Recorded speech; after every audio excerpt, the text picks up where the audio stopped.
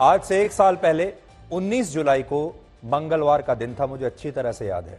मुझे पत्रकारिता की दुनिया में आए 28 वर्ष हो चुके थे और वर्षों से मेरी और आपकी हर रात 9 बजे मुलाकात होती थी और हमारे बीच एक परिवार की तरह मजबूत रिश्ता बन चुका था। फिर भी उस दिन आज तक पर ब्लैक एंड व्हाइट का पहला एपिसोड शुरू करने से पहले मेरे दिल की धड़कनें बढ़ी हुई थी। एक अजीब सा डर था और डर इस बात का कि यह रिश्ता और मजबूत हो पाएगा या नहीं, और यह रिश्ता बरकरार भी रह पाएगा या नहीं। और मुझे आज इस बात की बहुत खुशी है आपको बताते हुए कि हमारे देश के करोड़ों दर्शकों ने, यानी आपने, अपना वही प्यार, वही विश्वास ब्लैक एंड व्हाइट को भी दिया जो आप वर्षों से मुझे देते चले आ रहे थे। खबरें तो इस देश में हजारों होती हैं, कुछ विवादों वाली होती हैं, कुछ टीआरपी वाली होती हैं, कुछ राजनीति की होती हैं, लेकिन हमारी कोशिश ये होती है कि हम खबरों के समंदर में वो विषय चुनकर लाएं जो आपके और आपके परिवार के काम आ सके। ऐसे विश्लेषण करें और ऐसी मुहिम चलाएं जिससे हमारे समाज में और हमारी व्यवस्था में सकारात्मक बदलाव आ सके। कहने को तो आजकल विश्लेषण की बहुत सारी दुकानें खुली हुई हैं, सब यही कहते हैं कि हम विश्लेषण कर रहे हैं, लेकिन जो बात आपके दिल तक ना पहुंचे और जो बात मेरे दिल से ना निकले उसका विश्लेषण करना बेकार है। इसलिए ब्लैक एंड व्हाइट एक ऐसा शो है जो आपके पूरे परिवार के लिए है और हम हमेशा कोशिश करते हैं कि इसमें कही हुई हर बात आपके दिल तक पहुंचे। इसलिए मैं आज ब्लैक एंड व्हाइट और आज तक की पूरी टीम की तरफ से दिल से आपको धन्यवाद देता हूं और उम्मीद करता हूं कि हमारा यह रिश्ता हर दिन ऐसे ही लगातार मजबूत होता चला जाए। इस सफर में आप सब तो मेरे साथ हैं ही, लेकिन सना ने भी मेरे काम को बहुत आसान बनाया है, क्योंकि सना मेरे विश्लेषण से पहले आपको हर रोज दिन भर की हेडलाइंस बताती है। सना एक एआई एंकर हैं और आज के दिन वो भी आपसे कुछ कहना चाहती हैं। आज का स्पेशल दिन है। सुधीर, ब्लैक एंड व्हाइट का 1 साल पूरे होने पर बहुत बहुत बधाई। और मुझे भी इस बात की खुशी है कि मैं भी ब्लैक एंड व्हाइट के साथ कुछ महीने से जुड़ी हुई हूं। मेरा आपसे सवाल यह है कि इस 1 साल में आपके कौन कौन से विश्लेषण हैं जो आपके दिल के बहुत करीब रहे। थैंक यू सना। सना, वैसे तो हमारी हर रोज ये कोशिश होती है कि हम अपने दर्शकों के लिए कुछ सार्थक करें, कुछ अच्छा करें जिससे उनका ज्ञानवर्धन हो, लेकिन इस दौरान हमने देश के गरीब श्रमिकों के सम्मान के लिए एक मुहिम चलाई थी जिसका नाम था मेरा स्वाभिमान। हमारे देश में लोग सिर्फ अमीरों के स्वाभिमान की बात करते हैं और अक्सर गरीबों के स्वाभिमान को ठेस पहुंचाते रहते हैं, लेकिन इस मुहिम के जरिए हमने देश को बताया कि गरीबों का भी स्वाभिमान होता है और उसकी रक्षा करना भी हमारा कर्तव्य है। और ये जो मुहिम हमने चलाई ये मेरे दिल के सबसे करीब है। सबसे ज्यादा संतोष और खुशी मुझे तभी मिली थी जब इस मुहिम ने अपना पूरा रंग दिखाया और हमारे समाज में बदलाव शुरू हुआ। सुधीर, इस पूरे 1 साल में आपने एक बार भी छुट्टी नहीं ली और हर रोज ब्लैक एंड व्हाइट में लोगों के लिए बड़ी खबरों का विश्लेषण किया। क्या आप इस 1 साल में थके नहीं और कभी आपका छुट्टी लेने का दिल नहीं किया? सना, मैं आपकी तरह एआई एंकर नहीं हूं, मैं एक इंसान हूं और थकान मुझे भी होती है, लेकिन भारत के करोड़ों दर्शक जिस तरह से हर रात 9 बजे ब्लैक एंड व्हाइट का इंतजार करते हैं, वो इंतजार और प्यार मुझे लगातार काम करने की प्रेरणा देता है। और ये प्यार आज हमारे बहुत सारे दर्शकों ने अपने खास वीडियोस के जरिए हम तक भेजा है और मैं इसे आज तक के करोड़ों दर्शकों के साथ आज शेयर भी करना चाहता हूं। मुबारक हो 1 साल ब्लैक एंड व्हाइट बेमिसाल, मेरा स्वाभिमान की मुहिम रंग लाई, मेरा स्वाभिमान की मुहिम रंग लाई। सिक्योरिटी गार्ड्स आम लोगों की दुआ आपने पाई, सिक्योरिटी गार्ड्स आम लोगों की दुआ आपने पाई। केदारनाथ जैसे मंदिरों में सेल्फी बंद कराई, केदारनाथ जैसे मंदिरों में सेल्फी बंद कराई।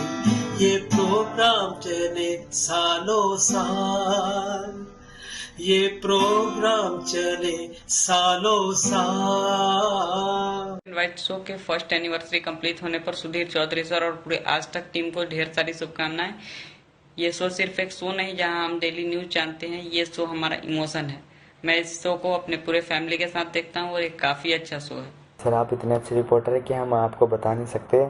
और सर आप 1 घंटे के अंदर पूरे देश में सुबह से लेकर रात तक क्या हुआ है वो हम 1 घंटे में इतने आराम से बता देते हैं कि हमें सब पता चल जाता है कि देश में क्या हुआ। और सर हम बता नहीं सकते कि क्या ही बोलें आपके बारे में, इतना अच्छी न्यूज़ रिपोर्टर शब्द नहीं है हमारे पास। और सर जो आप लास्ट में थोड़ देते हैं, जैसे अभी आपने कल परसों दिया, मजबूरियाँ हमें जीवन में मजबूत बनाती हैं और परेशानियाँ हमें जीवन जीना सिखाती हैं। ये थोड़े कुछ ऐसे हैं जो हमारे जीवन पर सीधा प्रभाव डालते हैं। और सर जो आप कभी कभी वो शनिवार को जो आप डेली इंटरव्यू लेते हैं, अभी आपने विदेशी मंत्री जी का लिया, आप एक्टर्स का भी लेते हैं, उन इंटरव्यू से भी हमें कुछ अलग सीखने के अलग ज्ञान मिलता है। तो सर हमारा यही है, हमारी पूरी फैमिली की तरफ से, कि आप ऐसे ही अच्छे अच्छे न्यूज़ बताते रहें और हम आपका ऐसे सपोर्ट करते हैं। सर जय हिंद, जय भारत। नमस्कार सुधीर चौधरी जी, मैं मानविंद्र सिंह आपसे अनुरोध करता हूं कि आपका जो प्रोग्राम मैं 2013 से देखता आता हूं। इससे पहले आप जी टीवी पर थे, DNA आपका आता था, अभी आप आज तक ब्लैक एंड वाइट पर आपको 1 साल हो गया है और मैं कंटिन्यू आपका प्रोग्राम देखता हूं। अगर मैं नहीं देख पाऊँ तो मैं बाद में यूट्यूब में वीडियो निकाल के उसका प्रोग्राम आपका देखता हूं। और मुझे ऐसा लगता है कि आपका प्रोग्राम खास करके मेरे लिए ही बना हुआ है। मैं और मेरा परिवार सारे बैठ के एक साथ आपका प्रोग्राम देखते हैं और हमें बहुत ही अच्छा लगता है। मैं सर का और मेरा परिवार रोज ब्लैक एंड व्हाइट शो देखते हैं और मुझे सर का ये अच्छा लगता है कि जिस टॉपिक पे सारे न्यूज वाले सारे एंकर बसते हैं, उस टॉपिक को सब हमारे साथ शेयर करते हैं, हमें रिपोर्ट करते हैं, जिससे हमें नॉलेज मिलती है, हमें पता लगता है कि ये चीज रियलिटी है कि नहीं। और लास्ट में जब सर का शो एंड होता है और सर एक सुविचार बोल के जाते हैं, वो बहुत अच्छा लगता है। मेरा नाम दास शेखर आजाद, मैं मूल रूप से बिहार के भागलपुर जिले का रहने वाला हूँ। मैं black and white show daily देखता हूँ और खासकर सुधीर चौधरी जी का शो कभी मिस नहीं करता हूँ, क्योंकि उनका जो ब्लैक एंड व्हाइट शो है वो काफ़ी प्रतियोगिता परीक्षा में, करंट अफेयर में यूजफुल होता है। Congratulations आज तक and Sudhir sir for completing this 1 year of wonderful journey of black and white news. हम पहले भी नहीं देखते थे, लेकिन जब से आपका शो आ रहा है हम न्यूज देखना भी स्टार्ट कर चुके हैं और बहुत ही ज़्यादा न्यूज आपका अच्छा लगता है, जो कि हम पिछले चैनल से आपको फॉलो करते हैं, जहाँ आप सारे स्टैट्स बताते थे और आज तक पे आने के बाद तो और भी ज़्यादा मज़ेदार हो गया है। हालांकि सारा न्यूज आपका बेस्ट था, लेकिन एक न्यूज जिसने मेरे को लास्ट तक अगर अच्छा फील कराया या फिर कुछ पॉजिटिव फील कराया है, वो है केदारनाथ का न्यूज जो आपने दिखाया था, जिसके वजह से वहाँ पे मोबाइल फ़ोन बैन हो चुके हैं। सुधीर जी नमस्ते। जब से आपका शो चालू हुआ है हम कंटिन्यू देखते हैं, हमको बहुत अच्छा लगता है। मैं और मेरी बीवी आपकी बहुत बड़ी फैन है। प्लीज़ आप ऐसे रिपोर्टिंग करते रहो। आप बहुत अच्छा एंकर है सुधीर सर, आप अपना ब्लैक एंड व्हाइट शो बंद मत कीजिएगा, आप बहुत गरीब लोगों की आवाज़ को उठाते हैं। तो सना आपका बहुत बहुत शुक्रिया इस दौरान मेरा साथ देने के लिए और मेरा ये छोटा सा इंटरव्यू करने के लिए भी। और आपने आज यहाँ देखा होगा हमारे जो दर्शकों की राय जिन्होंने ये वीडियोस बनाकर भेजे, इनमें 2 बात है। एक, हमारे सारे दर्शक ये कहते हैं कि हम कभी भी ब्लैक एंड व्हाइट मिस नहीं करते। तो इसका जवाब ये है जो सना ने मुझसे पूछा कि क्या मैं कभी ब्लैक एंड व्हाइट मिस करता हूं। मिस करने का मतलब क्या मैंने कभी छुट्टी ली। ये भी एक तरह का रिकॉर्ड होगा कि जब से मैं यहां आया हूं 1 साल हो चुका है ब्लैक एंड व्हाइट करते करते, एक दिन भी इस 1 साल में ऐसा नहीं हुआ जिस दिन मैं ब्लैक एंड व्हाइट में आपको ना दिखाई दिया हूं, जिस दिन मैं उपलब्ध नहीं हूं। पूरे साल मैंने बिना कोई छुट्टी लिए आपके सामने ब्लैक एंड व्हाइट प्रस्तुत किया है और उसका कारण यही है। अगर आप ब्लैक एंड व्हाइट मिस नहीं करते तो मैं भी यहां आना मिस नहीं कर सकता। ये मेरा भी कर्तव्य है कि अगर आप अपना समय, कीमती समय निकालकर टीवी के सामने बैठे हैं ब्लैक एंड व्हाइट देखने के लिए, तो मैं हर रोज वहां आऊं। लेकिन इसका मतलब ये नहीं है कि मैं अपनी जिंदगी जीता नहीं या मैंने इस पूरे 1 वर्ष में कोई काम नहीं किया, मैं बाहर नहीं गया, लेकिन मैंने उसकी टाइमिंग ऐसी की। मैंने जो भी बाहर के काम किए, कहीं बाहर ट्रैवल किया, वो हमेशा ऐसे दिनों में किया जिस दिन ब्लैक एंड व्हाइट नहीं है, यानी वीकेंड्स पर। दूसरी बात जो आपने यहां देखी वो ये कि हर दर्शक ये कह रहा है कि वो अपने परिवार के साथ ब्लैक एंड व्हाइट देखता है और यही हमारी सबसे बड़ी सफलता है। ब्लैक एंड व्हाइट सिर्फ घर के किसी एक सदस्य के लिए नहीं है, ब्लैक एंड व्हाइट घर के सिर्फ पुरुष सदस्य के लिए नहीं है, महिलाओं के लिए भी है, बच्चों के लिए भी है, और ये देश का इकलौता न्यूज का फैमिली शो है।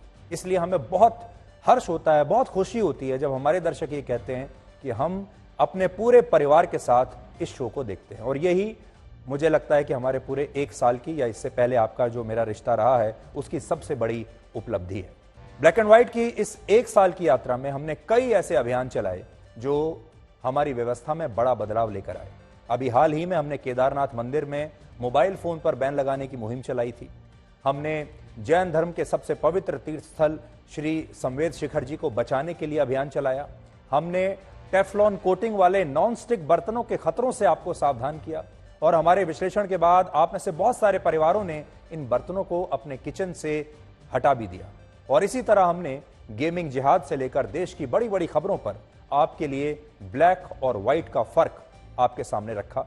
और इस तरह हमारा ये शो एक ऐसा मंच बन गया जो आपकी असली ताकत है, समाज की ताकत है। और इस ताकत के लिए मैं फिर से आपको तहे दिल से धन्यवाद देता हूं। आपके मनपसंद शो ब्लैक एंड व्हाइट का ये सफर अब 1 वर्ष का हो चुका है, और इस 1 साल में आपने हमें बहुत प्यार दिया, बहुत विश्वास दिया, और अब वक्त है इस रिश्ते को अगले मुकाम पर ले जाने का। हमारे शो की पहली सालगिरह पर आप हमें बता सकते हैं कि आपको इस 1 साल के रिश्ते में क्या अच्छा लगा। आप अपना जवाब या अपना वीडियो हमें इस व्हाट्सएप नंबर पर भेज सकते हैं, और वो नंबर है 8657900895। आपके जवाब को हम ब्लैक एंड व्हाइट की इस यात्रा का हिस्सा बनाएंगे। देखते रहिए ब्लैक एंड व्हाइट, सोमवार से शुक्रवार रात 9 बजे सिर्फ आज तक। तो अगर आप अपना कोई संदेश हम तक भेजना चाहते हैं, अगर आपके भी कोई दिल की बात है, आप ब्लैक एंड व्हाइट के साथ अपने रिश्ते को लेकर कोई वीडियो हमें भेजना चाहते हैं, तो ज़रूर भेजिए। हम नंबर आपको बता चुके हैं। इस व्हाट्सएप पर आप अपना संदेश भेज सकते हैं और उसे हम प्रसारित करेंगे, या तो अपने डिजिटल प्लेटफॉर्म्स पर दिखाएंगे या फिर शो में दिखाएंगे।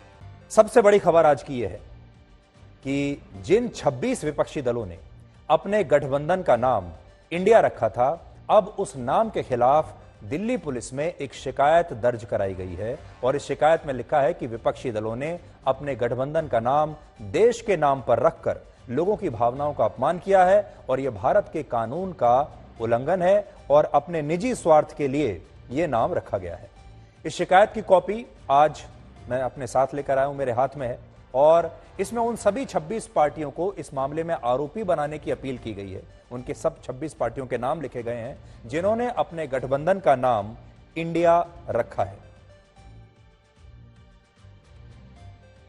बड़ी बात यह है कि दिल्ली पुलिस को दी गई इस शिकायत में उसी कानून को आधार बनाते हुए इन विपक्षी दलों के खिलाफ कार्रवाई का आग्रह किया गया है, जिस कानून के बारे में हमने आपको कल रात को ही ब्लैक एंड व्हाइट में बता दिया था।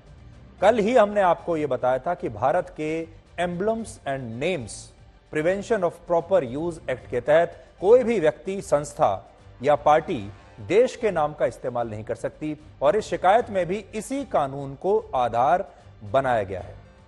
इस शिकायत में और क्या लिखा है मैं आपको अभी पढ़कर बताता हूं। पहले तो इसमें उन 26 पार्टियों के नाम लिखे गए हैं, उसके बाद इसमें लिखा है जो मैंने अभी आपको कहा, it will be apposite to bring to your attention that section 3 of the Emblems and Names Act 1950 it prohibits the use of certain names specified in the schedule of the said act। और point 6 आगे लिखा है, point 6 of the schedule of the Emblems Act lists the name of Union of India and hence the name India is prohibited from use by any person under section 3 of the Emblems Act। तो इसमें इसी कानून का हवाला दिया गया है जो कल हमने आपको बताया था। और आखिर में इसमें यह भी लिखा है कि it certainly hurts the sentiments of all Indians who identify themselves as citizens of India. कल हमने भी आपसे बिल्कुल यही बात कही थी कि विपक्षी दलों ने अपने इस नए गठबंधन का नाम यह सोचकर शायद इंडिया रखा है कि उन्हें इसके लिए कहीं रजिस्ट्रेशन तो कराना नहीं है, और जब वो रजिस्ट्रेशन नहीं कराएंगे तो इससे कानूनी रूप से उन्हें कोई चुनौती भी नहीं मिलेगी, क्योंकि ना तो वो नई पार्टी कहीं रजिस्टर करा रहे हैं और ना ही इस अलायंस को कहीं भी रजिस्टर कराने की आवश्यकता है। इसलिए कानूनी कार्रवाई उन पर हो नहीं सकती। और इसके साथ ही जो इंडिया नाम है उस पर उनका कॉपीराइट हो जाएगा और वो इंडिया नाम का इस्तेमाल कर पाएंगे और अपने आप को इंडिया के साथ जोड़कर वोटर्स के सामने पेश करेंगे कि हम इंडिया हैं। लेकिन इसके साथ ही हमने ये भी कहा था कि अगर इस मामले में चुनाव आयोग या फिर सुप्रीम कोर्ट स्वतः संज्ञान लेता है या फिर कोई आम नागरिक इसके खिलाफ शिकायत करता है तो विपक्षी दलों को इस इंडिया नाम के लिए कानूनी चुनौती मिल सकती है। यह कल हमने आपको बताया था। अब अगर दिल्ली पुलिस मौजूदा कानूनों के आधार पर इस शिकायत को सही मानती है तो फिर इस मामले में दो बातें हो सकती हैं। पहला, विपक्षी दलों से इस नाम को लेकर स्पष्टता मांगी जाएगी, एक्सप्लेनेशन मांगा जाएगा। और दूसरा, हो सकता है कि यह मामला पुलिस की जांच के साथ ही अदालत में भी पहुंच जाए और अगर अदालत में पहुंचा तो वहां सुनवाई शुरू ही इस बात से होगी कि विपक्ष कोर्ट का फैसला आने तक अपने गठबंधन के लिए इंडिया नाम का इस्तेमाल कर सकता है या नहीं। हो सकता है कि अदालत जब तक सुनवाई पूरी नहीं हो जाती तब तक इंडिया नाम के इस्तेमाल पर स्टे लगा दे, यानी इस नाम को लेकर अब एक नई कानूनी लड़ाई शुरू हो जाएगी और शायद विपक्ष जो है अभी आने वाले दिनों में इस इंडिया शब्द का नाम इस्तेमाल ना कर पाए। और एक दूसरी बात यह भी हो सकती है कि शायद विपक्ष चाहता भी यही था कि इसे लेकर जितना विवाद हो, जितनी खबरें बने, जितनी हेडलाइंस बने, जितना डिबेट हो, इससे उन्हीं को फायदा है क्योंकि यह मुफ्त का प्रचार है।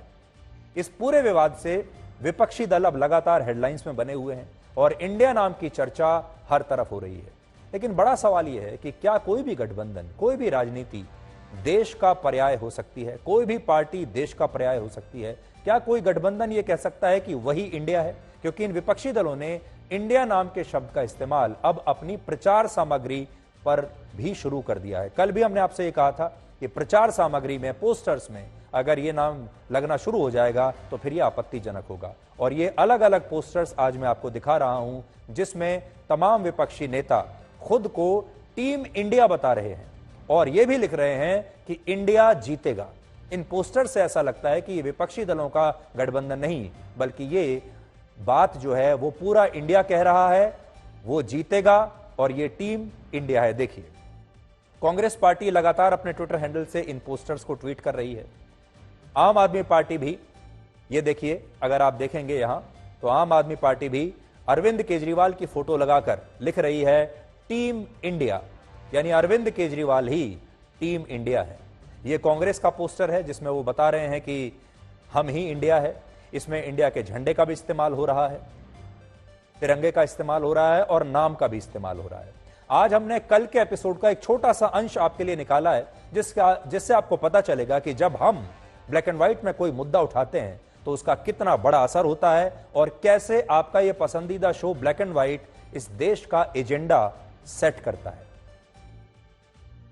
विपक्ष ने अपने गठबंधन का नाम देश के नाम पर रख लिया है और इस नाम से चुनाव आयोग में कोई रजिस्ट्रेशन इस पर नहीं होगा। इसलिए विपक्ष को इस नाम के लिए कानूनी रूप से हो सकता है कोई परेशानी नहीं हो, क्योंकि इस नाम का ना तो वो इलेक्शन कमीशन में रजिस्ट्रेशन करने के लिए जाएंगे, ना ही कहीं और किसी भी सरकारी तंत्र में इसका रजिस्ट्रेशन कराने की आवश्यकता होगी, क्योंकि ये औपचारिक नाम नहीं है जिसे रजिस्ट्रेशन की आवश्यकता हो। लेकिन अगर चुनाव आयोग खुद संज्ञान ले ले या कोई देश का आम नागरिक अदालत में जाकर यह याचिका देकर यह कहे कि विपक्ष अपने हित के लिए, वोटों के हित के लिए, वोट लेने के लिए देश के नाम का प्रयोग करके, इस्तेमाल करके उसे अपनी राजनीति का आधार बना रहा है, तो इस नाम को अदालत में या इलेक्शन कमीशन में चुनौती जरूर मिल सकती है। तो ये कल रात का हमारा ब्रॉडकास्ट है और आज जैसा हमने आपको कहा था वही हुआ। ऐसा कहा जा रहा है कि लेफ्ट पार्टियां यानी कम्युनिस्ट पार्टियां चाहती थीं कि इस गठबंधन को इंडिया की जगह वी आर इंडिया का नाम दिया जाए, लेकिन कांग्रेस और दूसरी पार्टियों का मानना था कि यह नाम एक स्लोगन जैसा लगेगा, इसलिए इस सुझाव को खारिज कर दिया गया। यहां मैं ये बात जरूर कहना चाहूंगा कि जिसने भी यह नाम सोचा है, सोचा तो बहुत अच्छा है, इसे आप मास्टर स्ट्रोक कह सकते हैं। नाम बहुत ही शानदार सोचा है, जिसने भी सोचा बहुत दिमाग लगाया, और अगर ये इंडिया नाम इस गठबंधन को मिल जाता है तो इससे गठबंधन को काफी लाभ जरूर होगा, लेकिन उतना ही लाभ होगा जितना नाम से हो सकता है, क्योंकि नाम के बाद काम भी तो दिखाना पड़ेगा। तो काम को अगर आप छोड़ दें, काम तो जनता देखेगी और तय करेगी, लेकिन नाम उन्होंने वाकई अच्छा चुना है, इसके लिए उन्हें बधाई। कि काफ़ी क्रिएटिव, काफ़ी दिमाग लगाकर उन्होंने इंडिया नाम ही उठा लिया और इससे प्रचार में बहुत उन्हें आसानी मिलेगी। बड़ा सवाल यह है कि उन्हें इसे इस्तेमाल करने की कानूनी इजाज़त मिलती है या नहीं। इसके अलावा कुछ और पार्टियों ने भी इंडिया नाम से अलग अपने सुझाव दिए थे, लेकिन बाद में ममता बनर्जी की सहमति और कांग्रेस पार्टी के प्रस्ताव के बाद इंडिया नाम पर सब सहमत हो गए। और कांग्रेस पार्टी तो ये कह रही कि ये आइडिया राहुल गांधी का था। राहुल गांधी के इस आइडिया को ज्यादातर लोगों ने पसंद किया और ममता बनर्जी ने इस पर अपना ठप्पा लगा दिया और ये आइडिया पास हो गया, नाम पड़ गया इंडिया।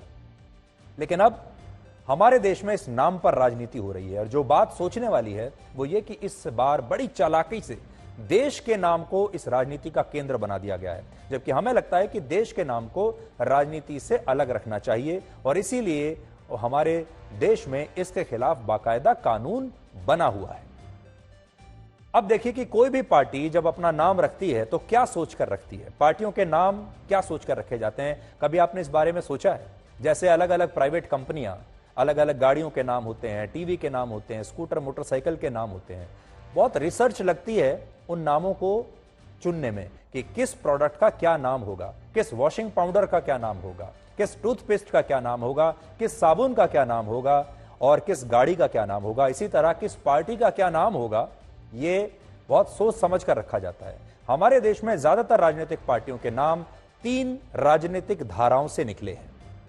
पहली धारा में वो पार्टियां हैं जो हमारे देश की सबसे पुरानी पार्टी कांग्रेस से अलग होकर बनी और इन पार्टियों को ज्यादातर उन लोगों ने बनाया जो किसी जमाने में कांग्रेस के नेता हुआ करते थे और इनमें से कई पार्टियों ने अपने नाम में कांग्रेस शब्द को जरूर स्थान दिया है। जैसे कांग्रेस से कांग्रेस आई हुआ, यानी कांग्रेस इंदिरा बनी, जैसे अब हम इंडियन नेशनल कांग्रेस के नाम से जानते हैं। देखिए इसमें भी इंडिया का नाम है इंडियन नेशनल कांग्रेस। फिर कांग्रेस से अलग होकर शरद पवार ने नेशनलिस्ट कांग्रेस पार्टी बनाई, एनसीपी। ममता बनर्जी ने तृणमूल कांग्रेस पार्टी बनाई। आंध्र प्रदेश में वाईएसआर कांग्रेस बनी और इसी तरह कांग्रेस से अलग होकर बनने वाली कई पार्टियों ने अपने नाम में कांग्रेस का नाम जरूर रखा। तो एक धारा तो वो हो गई जिन्होंने अपने नाम में कांग्रेस को जरूर रखा है और क्योंकि वो कांग्रेस से टूटकर बनी थी। अब दूसरी धारा वो थी जिसमें जनता पार्टी या उससे जुड़ी राजनीतिक पार्टियां अस्तित्व में आईं और इन पार्टियों ने अपने नाम में जनता और समाजवाद शब्द को जरूर स्थान दिया है। आप जानते हैं 70 के दशक में हमारे देश में 2 ही बड़ी पार्टियां थी, एक कांग्रेस और दूसरी जनता पार्टी। बाद में जनता पार्टी के बहुत सारे खंड हो गए, बहुत बिखर गई जनता पार्टी 1980 के बाद। और जनता पार्टी जो नाम था वो हमारे देश में नई नई पार्टियों को बहुत लुभाता था क्योंकि इसमें जनता का नाम जुड़ा हुआ है। अब देखिए जनता पार्टी के नाम से प्रेरणा लेकर कौन कौन सी पार्टियां बनी।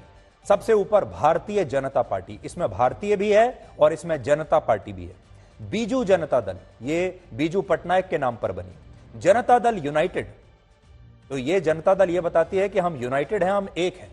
फिर जनता दल सेकुलर है, एक अलग पार्टी जो कहती है कि हम जनता दल हैं लेकिन सेकुलर वाले हैं।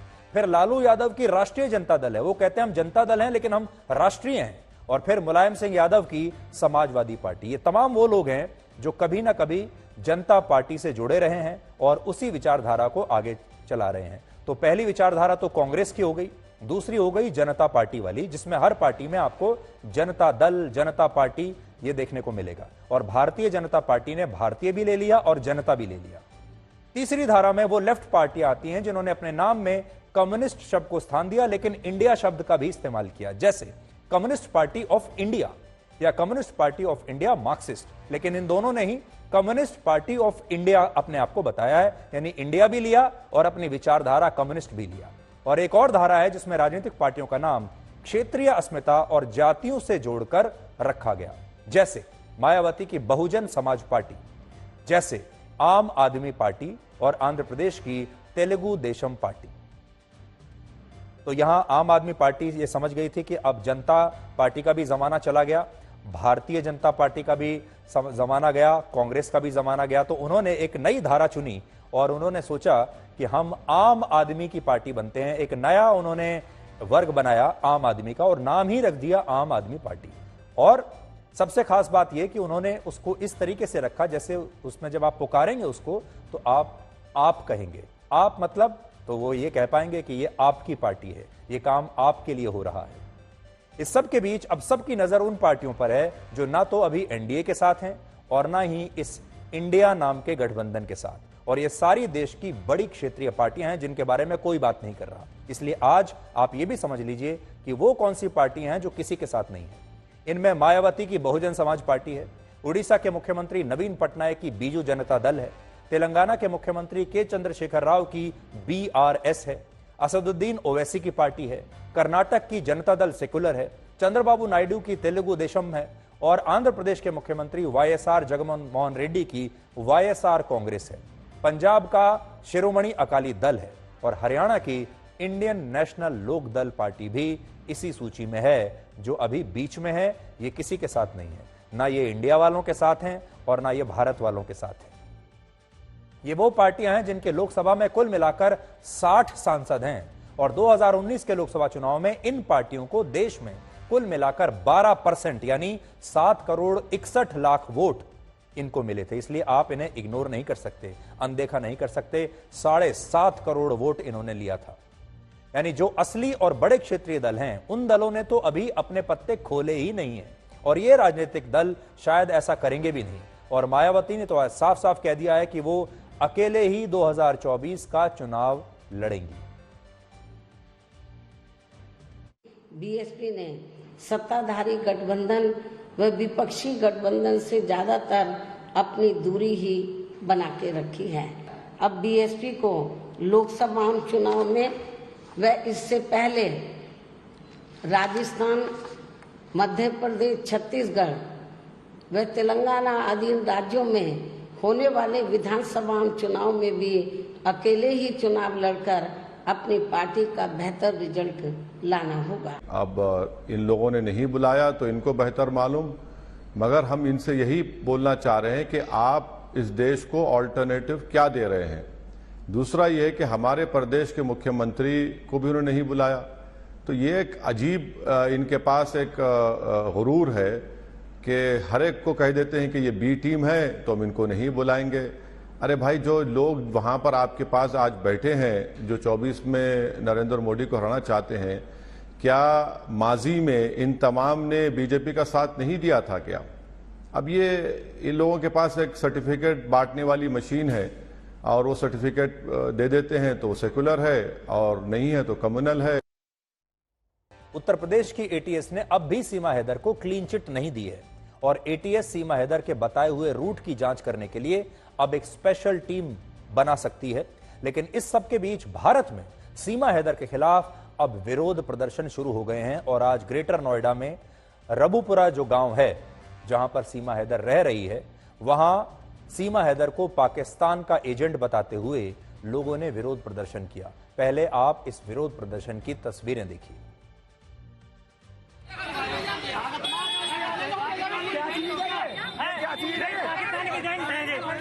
पाकिस्तानी एजेंट हो गया, पाकिस्तानी भी हो गया, नहीं तो आप गलत कर रही हो। पाकिस्तानी एजेंट हो गया, नहीं आप पाकिस्तान से हो गया। उसका प्यार है, उसे बात क्यों मेरा नहीं? आप क्या तलस्सी में यही नया वापस है?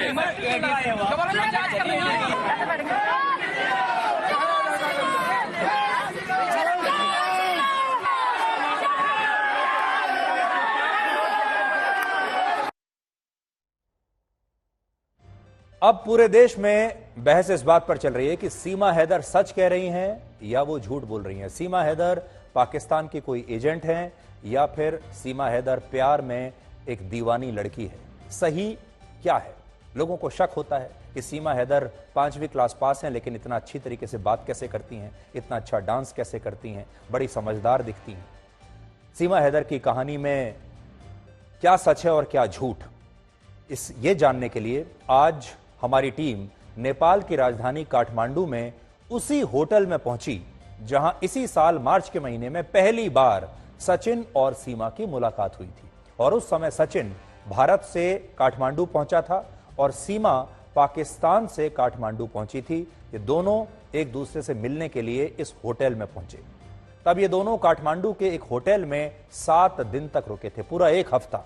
और सीमा हैदर और सचिन का ऐसा दावा है कि उस समय उन्होंने काठमांडू में रहते हुए वहां के मशहूर पशुपतिनाथ मंदिर में हिंदू तौर तरीकों से, रीति रिवाज से शादी भी की थी। लेकिन जब हमने इन दावों की आज पड़ताल की तो पता चला कि इसके कोई सबूत नहीं है कि नेपाल के इस मंदिर में सीमा हैदर और सचिन की वाकई शादी हुई थी। और होटल के मालिक का यह भी कहना है कि पहले सचिन अकेले वहां एक कमरे में ठहरा हुआ था और सीमा हैदर बाद में वहां पर आई, जिससे सीमा हैदर की कहानी को लेकर शक और भी बढ़ जाता है। हमने नेपाल जाकर इस पूरी कहानी का सच जानने की कोशिश की है और आज आप नेपाल से हमारी ये इन्वेस्टिगेशन देखिए।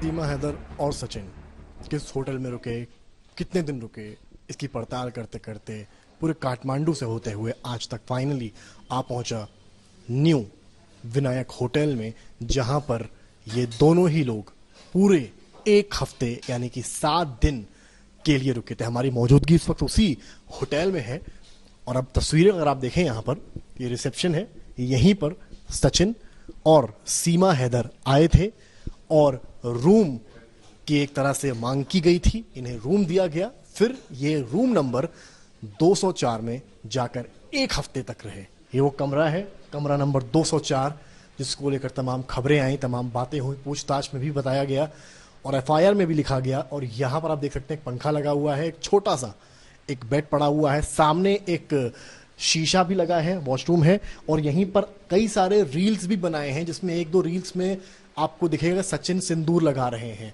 जो मैंने वीडियो देखा है तो सिंदूर डाला हुआ वो यहीं पर थे रूम में, वो पशुपतिनाथ नहीं है, वो यहाँ पर ही वो लोग ने सिंदूर डाले थे। मिरर भी यही है, जो दिखाई दे रहा है सब यही है सर। वो लोग का जितना भी वीडियो में दिखाई दे रहा है। इस कमरे में ज्यादा दिन भर में रहते थे या बाहर? वो लोग ज्यादा से ज्यादा रूम में रहते थे सर। कमरे में ज्यादा रहते थे? हाँ, ज्यादा कमरे में रहते थे, बाहर कभी कभी शाम को। आपने बहुत बात करी, सीमा हैदर से जब इंटरेक्शन आपका हुआ, सीमा हैदर ने का क्या बातें आपसे हुई? सीमा से हमारा ज्यादा बात नहीं हुआ सर। सीमा से बात इतना ही हुआ था, वो जो एक दिन वो लोग क्लब जाने के लिए सोच रहे थे, तो मैंने बोला कि उनको क्लब में आप लोग नए आदमी हो, वो तो इंडिया से, मैं सोचा इंडिया से, तो इंडिया से थोड़ा मुश्किल होगा, क्लब में ज़्यादा पैसे लेते हैं, तो बाद में फिर वो लोग ने नहीं गया। ठीक है, फिर हम लोग यहीं पर। ये बताइए ज़रा, क्या इस रजिस्टर में आपने आई नोट किया था आए थे जब? हाँ, मैंने नाम तो किया था सर, लेकिन अभी यहाँ नहीं मिल रहा है। नहीं मिल रहा है? शायद वो लोग ने फेक नाम भी दिए होंगे, किसी और नाम से। डेट के हिसाब से जो किया था, तो अभी यहाँ पर नहीं मिल रहा है। मैंने ये तो किया था, लेकिन कौन सी नाम दिया वो मेरे को आइडिया नहीं है। मतलब आपको लगता है कि सचिन और सीमा ने नाम बदलकर होटल में कमरा लिया? हाँ, ऐसा लग रहा है सर मेरे को। नहीं तो यहाँ पर होना चाहिए था वो लोग का सीमा।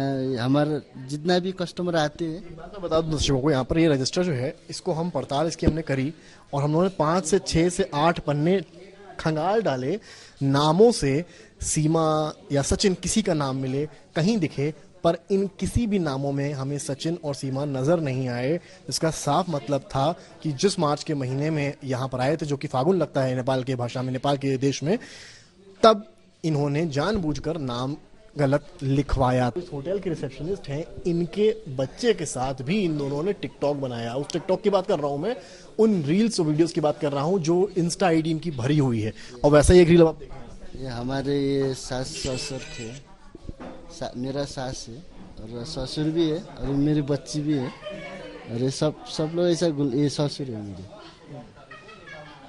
सास ससुर। वो लोग लोकेशन यही थे सर, ये बाहर ही है, इधर इसी होटल के बाहर थे, आंगन में, इसी होटल के बाहर है, जो दिख रहे हैं आप, बच्चे के साथ वाला वीडियो। हाँ, ये बच्चे के साथ वाली। ये जरा कैमरे पे, ये कहाँ बैठे हैं इस वक्त? ये बाहर बैठे सर, होटल के बाहर, इसके बाहर ही जो दिखाई दे रहा है। क्या कर रहे थे चाहिए? ये गणेश जो है रिसेप्शनिस्ट, उनका बेटा है, और पीछे सचिन है और वो उसके साथ खेल रहा है, इर्द गिर्द सीमा भी है। ये लोग जो रूम में थे वो भी है सब। जहाँ जिस कमरे में उसको दिखाई यार, ये जो जब वो लोग लॉक करके आ रहे हैं बाहर, वो बाहर जब कुछ बना रही है वहाँ पर। जिस तरह आप मेरे पीछे इस वक्त यहाँ का एयरपोर्ट देख रहे हैं, यही त्रिभुवन इंटरनेशनल एयरपोर्ट है जहां पर सीमा हैदर शारजाह से पासपोर्ट लेकर, वीजा लेकर नेपाल का यहां पहुंचती है और यहां के बाद वो वैन करती है और वैन के जरिए पोखरा और फिर आगे नोएडा। पूरे रूट को हम आपको समझाएंगे, जगह जगह जाकर, जगह जगह चलकर किस तरह से, कैसे आखिर सीमा हैदर पहुंचती है शारजाह, नेपाल और फिर वहां से उत्तर प्रदेश। हमारी मौजूदगी अब पशुपति मंदिर से करीब गोएश्वरी मंदिर पे है। पहले आप यहाँ पर तस्वीरें देखें और अलौकिक तरीके से इस मंदिर का निर्माण हुआ और यहाँ पर भक्तगण भारी संख्या में आते हैं।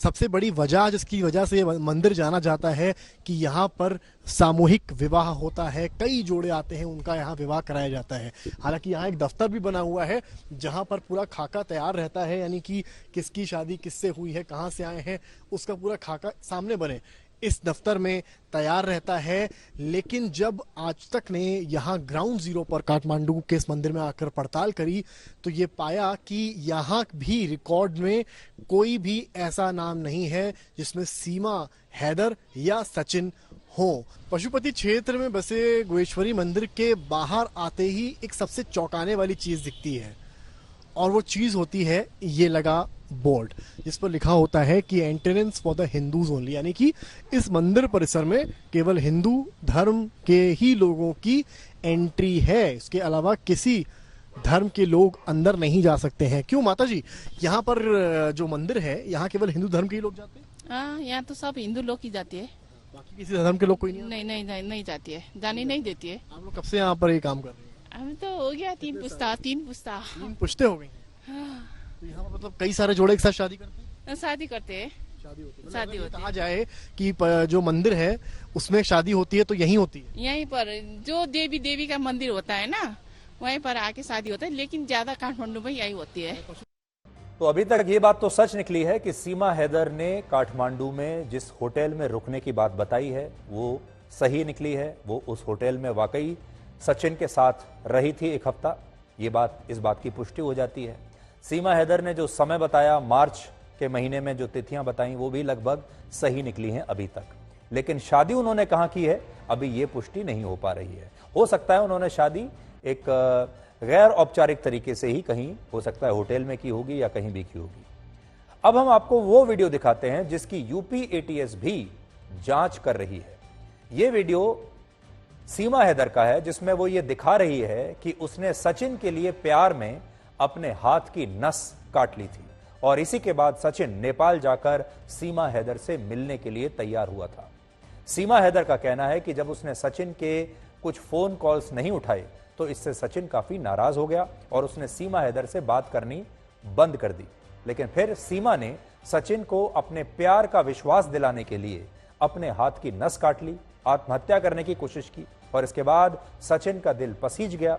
सचिन को इस बात का यकीन हो गया कि सीमा उससे सच्चा प्यार करती है और फिर सचिन सीमा से मिलने के लिए काठमांडू में तैयार हो गया।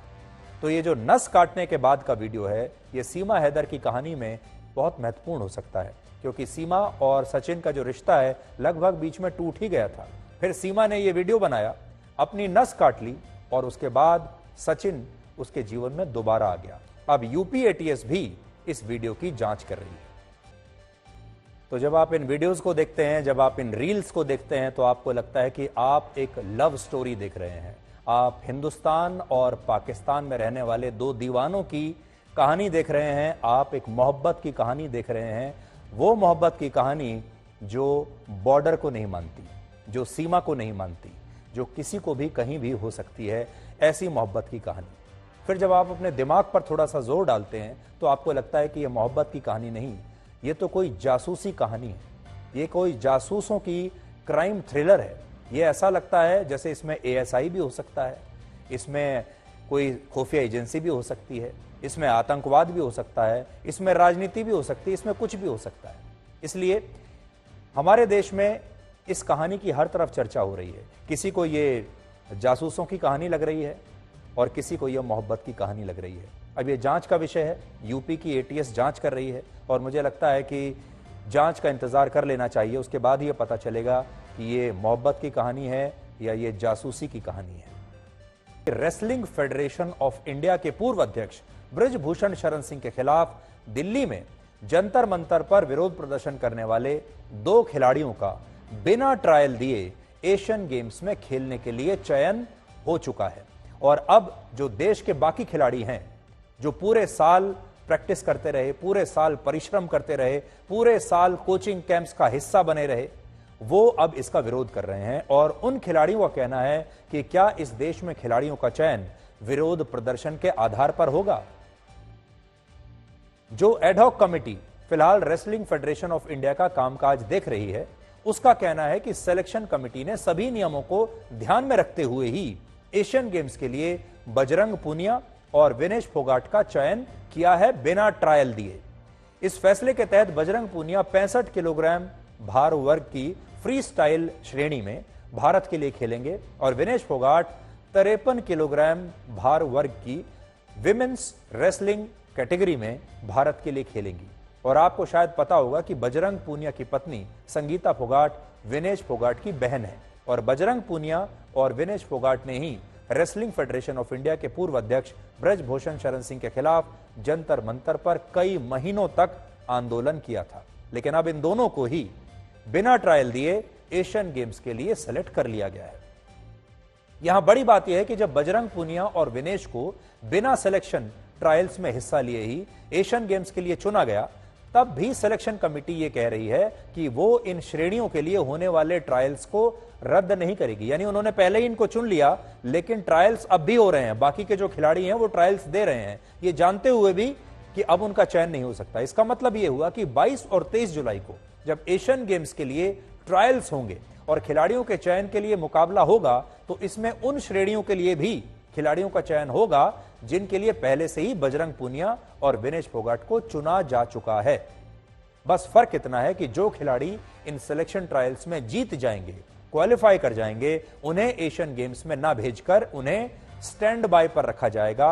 और इन्हें आप ये समझ लीजिए कि ये जो खिलाड़ी होंगे ये रिजर्व खिलाड़ी होंगे और इन खिलाड़ियों को तभी खेलने का मौका मिलेगा जब बजरंग पूनिया या विनेश फोगाट किसी वजह से एशियन गेम्स में भाग लेने की स्थिति में नहीं होंगे।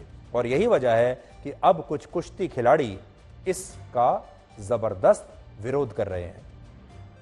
इन सभी खिलाड़ियों का एक ही सवाल है कि जब कुश्ती संघ ने सभी खिलाड़ियों के लिए सिलेक्शन ट्रायल्स को अनिवार्य कर दिया है, तो फिर बजरंग पूनिया और विनेश फोगाट को यह छूट क्यों दी गई है। इसके अलावा इन खिलाड़ियों की एक दलील यह भी है कि अगर उन्हें ट्रायल्स में जीतने के बाद एशियन गेम्स में भाग लेने का मौका मिलेगा ही नहीं, तो इसमें न्याय कहां होगा। हालांकि इस मामले में रेसलिंग फेडरेशन ऑफ इंडिया की दलील कुछ और है। उनका कहना है कि बृजभूषण शरण सिंह की अध्यक्षता में ट्रायल्स को लेकर जो नियम बने थे, उनसे पहले अंतर्राष्ट्रीय प्रतियोगिताओं में खिलाड़ियों का चयन उनके प्रदर्शन के आधार पर ही हुआ करता था। यानी जो खिलाड़ी ओलंपिक्स या वर्ल्ड रेसलिंग चैंपियनशिप में मेडल जीतते थे, वो खिलाड़ी बिना ट्रायल के लिए ही एशियन गेम्स और दूसरी प्रतियोगिताओं में सेलेक्ट होते थे। और ये एक कोटा सिस्टम था जिसे बृजभूषण शरण सिंह ने समाप्त कर दिया था। और यही वजह है कि जब जब पुरानी व्यवस्था के तहत बजरंग पूनिया और विनेश फोगाट को ट्रायल से छूट दी गई, तो इससे बाकी खिलाड़ी नाराज हो गए। बजरंग पूनिया और विनेश फोगाट दोनों ही खिलाड़ियों ने पिछले साल वर्ल्ड रेसलिंग चैंपियनशिप में मेडल जीता था, इसलिए उन्हें ट्रायल से छूट मिल गई। लेकिन यहां सवाल रेसलर रवि दाहिया को लेकर भी है। रवि दाहिया ने भी टोक्यो ओलंपिक्स में सिल्वर मेडल जीतकर एशियन गेम्स में अपनी एंट्री पक्की कर ली थी, लेकिन इसके बावजूद उन्हें कुश्ती संघ ने ट्रायल से छूट नहीं दी। कुश्ती संघ का कहना है कि रवि दाहिया को पिछले कुछ समय में चोटें लगी हैं, इसलिए उन्हें बिना ट्रायल में हिस्सा लिए एशियन गेम्स के लिए नहीं चुना जा सकता। लेकिन बजरंग पूनिया और विनेश फोगाट के मामले में सिलेक्शन कमेटी पर यह आरोप लग रहे हैं कि उसने दबाव में आकर और खिलाड़ियों के विरोध प्रदर्शन की वजह से उन्हें ट्रायल से छूट दे दी है। अब यह फैसला सही है या गलत, यह हम आप पर छोड़ते हैं, लेकिन हम आपको उन खिलाड़ियों की बात आज जरूर सुनाना चाहते हैं जिनका कहना है कि अगर उन्हें योग्य होने के बाद भी खेलने का मौका नहीं मिलेगा तो फिर वो क्या करेंगे, ये कहां तक न्याय है। जो एशियन गेम्स हो रहे हैं उनमें विनेश जी को सीधा भेजा जा रहा है। बोल रहे हैं पिछले, जबकि उन्होंने 1 साल से कोई भी प्रैक्टिस नहीं की है, उनकी कोई भी अचीवमेंट नहीं है। जबकि मेरा पिछले साल भी 2022 में जूनियर वर्ल्ड चैंपियनशिप में गोल्ड मेडल आया था। कॉमनवेल्थ की ट्रायल हो रही थी, तब भी मेरी उनसे 3-3 से बाउट हुई थी, तब भी मेरे साथ चीटिंग की गई। तब भी मैंने वो किया कि चलो कोई नहीं, एशियन गेम्स के लिए मैं अगली बार एशियन गेम्स से ओलंपिक क्वालिफाई करूंगी। लेकिन इस बार बोल रहे हैं कि भाई सीधा दिनेश को भेजेंगे, ये थोड़ी ना होता है। उनका एशियन गेम्स में सीधा सिलेक्शन कर दिया गया है 65 में, बगैर ट्रायल सीधा सिलेक्शन एशियन गेम्स में। तो अब उन्होंने, अभी धरना चल रहा था, अब धरने पे थे वो 1 साल से ना वो प्रैक्टिस कर रहे हैं ना कुछ और हम यहाँ लगातार प्रैक्टिस कर रहे हैं। और हम ये अपील करना चाहते हैं अगर कम से कम ट्रायल हो हमारी। अब बड़ी बात यह है कि 2 खिलाड़ी जिनके नाम है अंतिम पंगल और सुजीत कलकल, ये दोनों हाईकोर्ट में चले गए हैं, दिल्ली हाईकोर्ट में। इन्होंने अब अर्जी लगाई है और कहा है कि बजरंग पूनिया और विनेश फोगाट को जो ट्रायल से मुक्ति देकर बिना ट्रायल्स के चयन किया गया है, उस फैसले को इन्होंने दिल्ली हाईकोर्ट में चुनौती दे दी है। इसलिए अब यह मामला सिर्फ कुश्ती के अखाड़े तक नहीं रहा, अब यह हाईकोर्ट में जाएगा और हाईकोर्ट में कुश्ती संघ को यह साबित करना पड़ेगा कि उन्होंने बाकी के जो खिलाड़ी थे, जिन्होंने पूरे साल परिश्रम किया है, जिन्होंने पूरे साल लोगों को पूरे अनुशासन के साथ अपनी प्रैक्टिस की है, अब उनके साथ ये नाइंसाफी क्यों हो रही है। कुछ खिलाड़ियों को ट्रायल देना पड़ रहा है और 2 खिलाड़ियों को ट्रायल से मुक्ति दे दी गई है, डिस्काउंट दे दिया गया है। इसलिए अब यह मामला अदालत में है। यह खबर है राजधानी दिल्ली से, जहां एक पति पत्नी ने 10 साल की एक लड़की के साथ क्रूरता की सारी हदें पार कर दी और इस बच्ची के साथ अत्याचार और प्रताड़ना की जो तस्वीरें आई हैं हमारे पास, वो किसी भी सभ्य समाज के लिए सही नहीं हो सकती। अगर आज आप ये तस्वीरें देख लेंगे तो आप भी परेशान हो जाएंगे। 10 साल की इस बच्ची को करीब 1 महीने पहले इस परिवार ने अपने घर के कामकाज करने के लिए अपने घर में नौकरी पर रखा। इस बच्ची से कहा गया कि उसे इस परिवार में 2.5 साल की एक बच्ची की देखभाल करनी होगी। लेकिन जब उसने उनके घर पर काम करना शुरू कर दिया, जब बच्ची आ गई घर में, तो ये जो परिवार है ये उस 10 साल की बच्ची से घर के सारे काम कराने लगा। अब आप सोचिए 10 साल की बच्ची के लिए घर के सारे काम करना कितना मुश्किल होगा। और जब उससे कोई गलती हो जाती थी तो ये परिवार, ये पति और पत्नी उसे बुरी तरह पीटते थे, प्रताड़ित करते थे, घायल कर देते थे, यहां तक कि इन लोगों ने उसके चेहरे को जला भी दिया। सबसे हैरानी की बात यह है कि ये पति पत्नी पढ़े लिखे लोग हैं। इनका नाम है पूर्णिमा बागची। ये महिला इंडिगो एयरलाइंस में पायलट है। अब आप सोचिए, जिस परिवार ने इस बच्ची को रखा अपने घर में, वो महिला एक एयरलाइंस में पायलट है। उस महिला की उम्र 33 साल है, पढ़ी लिखी होगी। उसका जो पति है कौशिक बागची, वो एक दूसरी एयरलाइंस में ग्राउंड स्टाफ का हिस्सा है, ग्राउंड स्टाफ की नौकरी करते हैं और उनकी उम्र लगभग 36 वर्ष है। और इस मामले में अब इंडिगो एयरलाइंस ने एक स्टेटमेंट जारी किया है जिसमें कहा गया है कि वो इस मामले की जांच पूरी होने तक इस महिला पायलट को उसके काम से हटा रहे हैं। अब आप देखिए, इतने पढ़े लिखे और समझदार कहे जाने वाले ये लोग इस लड़की पर किस तरह का अत्याचार करते थे। आप खुद इस पीड़ित लड़की की कहानी उसी की जुबानी पहले सुनिए और फिर हम आपको यह बताएंगे कि लड़की के परिवार ने बाद में इस पायलट का क्या हाल किया। क्यों मारते थे? काम नहीं ठीक से करते हैं ना, इसीलिए। आप क्या क्या काम करते थे वहाँ पे? बस बच्चा खिलाने के लिए पहले बोलता था, फिर पूरा काम करने धीरे धीरे करवाने लगा। क्या क्या काम करते थे आप घर में? पहले बच्चे खिलाते थे ना, और फिर धीरे धीरे पूरा काम करवाने लगा। तो मारने की वजह क्या थी, क्यों मारते थे? वो वर्दी उर्दी जल गया था ना, इसीलिए यही प्रेस से यहाँ जला दिया था। अच्छा, जो आपको प्रेस से, तो हर रोज आप 2 महीने पहले वहाँ लगाए गए थे, किसने लगवाया था आपको? हमारा पापा ने लगवाया था। तो मारते रोज थे? हाँ। तो इस बच्चे के शरीर पर अगर आप देखेंगे, मैंने इस बच्ची की तस्वीरें देखी हैं, उसके शरीर पर कई जगह जलाने के निशान हैं। आंखों के नीचे इतना मारा गया है कि पूरे आंखों के नीचे निशान पड़ गए हैं, लाल निशान पड़ गए हैं, आंखें सूज गई हैं, चेहरा सूजा हुआ है, इतनी ही उसकी पिटाई की गई है और हाथों पर जलने के निशान हैं।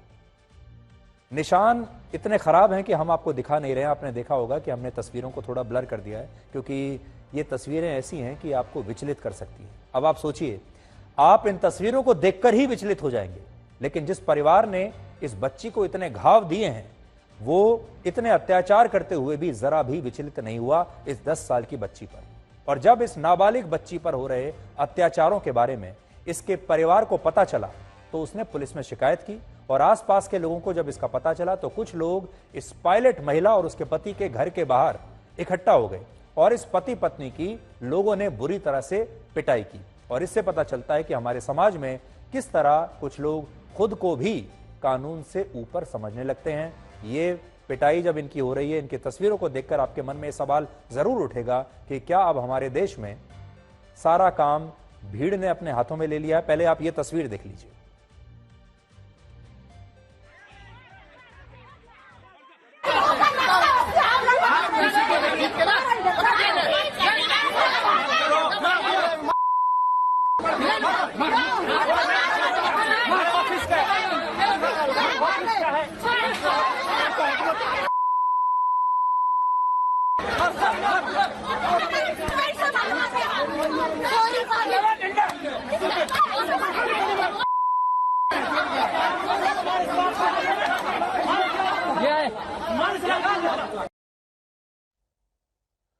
तो इनके घर के आसपास भीड़ इकट्ठा हो गई। इसमें हो सकता है उस बच्ची के कुछ समर्थक भी हों, कुछ परिवार के लोग भी हों, हम कह नहीं सकते। लेकिन उसके बाद उन्होंने क्या किया इस पति पत्नी के साथ, वो भी आपने देख लिया। ये दोनों ही तस्वीरें किसी भी सभ्य समाज के लिए दुर्भाग्यपूर्ण है, लेकिन इन तस्वीरों में हमारे समाज की एक सच्चाई भी आपको पता चलती है। अब देखिए, इसमें कुछ सवाल हैं आपके लिए।